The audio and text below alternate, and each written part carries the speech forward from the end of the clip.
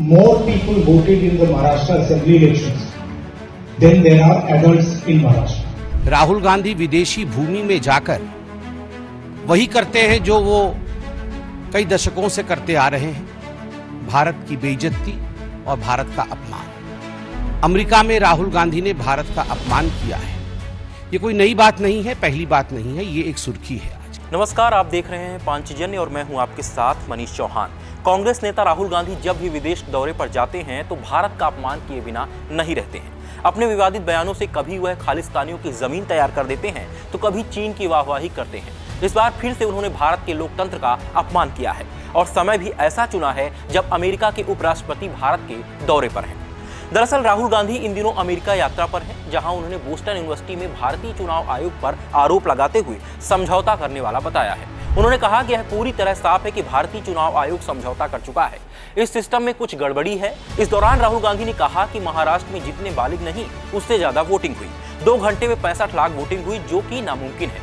इधर राहुल गांधी के बयान पर बीजेपी ने तीखा हमला करते हुए उन्हें विदेशी भूमि पर देश का अपमान बताया। भाजपा नेता संबित पात्रा ने कहा कि राहुल गांधी विदेशी भूमि पर जाकर वही कर रहे हैं जो वो कई दशकों से करते आ रहे हैं, यानी भारत की बेइज्जती और भारत का अपमान। इस बार भी अमेरिका में राहुल गांधी ने भारत का अपमान किया है।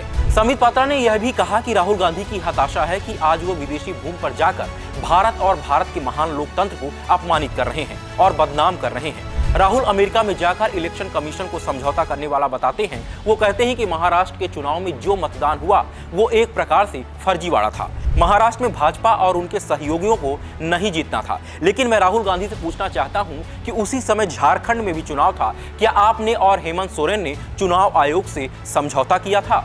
संबित पात्रा ने कहा कि आज से कांग्रेस के सभी बड़े नेता चोर मचाए शोर की तर्ज पर देश भर में जाकर मां बेटे को बचाने के लिए प्रेस कॉन्फ्रेंस कर रहे हैं। ईडी ने सोनिया और राहुल गांधी को अपनी चार्जशीट में शामिल किया है। इनके खिलाफ कोर्ट में जो कार्रवाई हो रही है उसे लेकर कांग्रेस पूरे देश में एक अशांत माहौल बनाने का प्रयास कर रही है। संबित पात्रा ने कहा कि राहुल और देशवासियों से कहना चाहता हूं कि जो व्यक्ति और उनकी माता 50,000 के मुचलके पर जमानत पर बाहर हैं, वो विदेशी धरती पर जाकर हिंदुस्तान को अपमानित कर रहा है। अगर उन्हें लगता है कि लोग उन पर विश्वास करेंगे तो ये उनका भ्रम है। 2018 में मां बेटे को नेशनल हेराल्ड केस में 50,000 के मुचलके पर जमानत मिली थी। उन्होंने यह भी कहा कि ईडी के अनुसार 988 करोड़ रुपए का बोगस डोनेशन राहुल गांधी और सोनिया गांधी की जेब में गया है।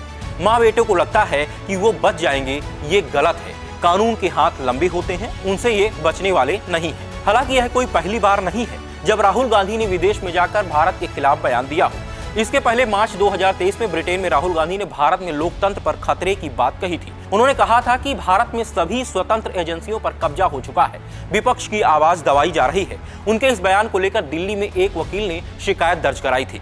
सितंबर 2024 में अमेरिका में राहुल गांधी ने कहा था कि भारत में सिखों को अपनी पगड़ी और कड़ा पहनने में घबराहट महसूस होती है। राहुल के इस बयान पर भी कड़े शब्दों में निंदा की गई थी। जून 2023 में वाशिंगटन डीसी में राहुल गांधी ने मुस्लिम लीग को धर्मनिरपेक्ष पार्टी बताया।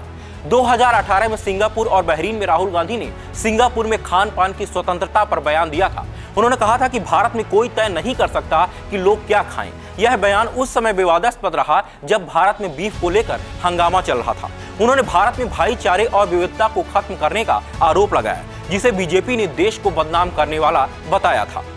मई 2022 में लंदन में राहुल गांधी ने भारतीय विदेश सेवा को अहंकारी कहा था। इस पर विदेश मंत्री एस जयशंकर ने उन्हें करारा जवाब दिया था। उन्होंने कहा था कि यह अहंकार नहीं बल्कि आत्मविश्वास है। इसके अलावा राहुल गांधी चीन की नीतियों की प्रशंसा कर चुके हैं, जिसे बीजेपी ने भारत विरोधी करार दिया था। ऐसे ही राहुल गांधी ने अमेरिका दौरे के दौरान भारत विरोधी बयान देने वाले नेताओं जैसे इल्हान उमर से मुलाकात की, जो अपने आप में कई सवाल खड़े कर रहे हैं। इन्हीं बयानों को लेकर बीजेपी बार बार कहती रही है कि राहुल गांधी जानबूझकर भारत की छवि को अंतर्राष्ट्रीय मंच पर खराब कर रहे हैं। वहीं जानकारों का कहना है कि जब भारत आज दुनिया की 5वीं सबसे बड़ी अर्थव्यवस्था बन गया है, G20 की मेजबानी करके भी भारत ने अपनी ताकत दिखाई है और देश में लोकतंत्र के तहत आए दिन चुनाव हो रहे हैं, तो फिर राहुल गांधी जैसे नेता विदेशी मंचों पर भारत को बदनाम क्यों कर रहे हैं? क्या विरोध करना इतना जरूरी है कि देश की साख दांव पर लगा दी जाए? फिलहाल राहुल गांधी के ऐसे बयानों पर आप क्या सोचते हैं? कमेंट करके अपनी राय जरूर बताएं और वीडियो को लाइक और शेयर जरूर करें और हमारे चैनल को सब्सक्राइब करना ना भूलें। नमस्कार।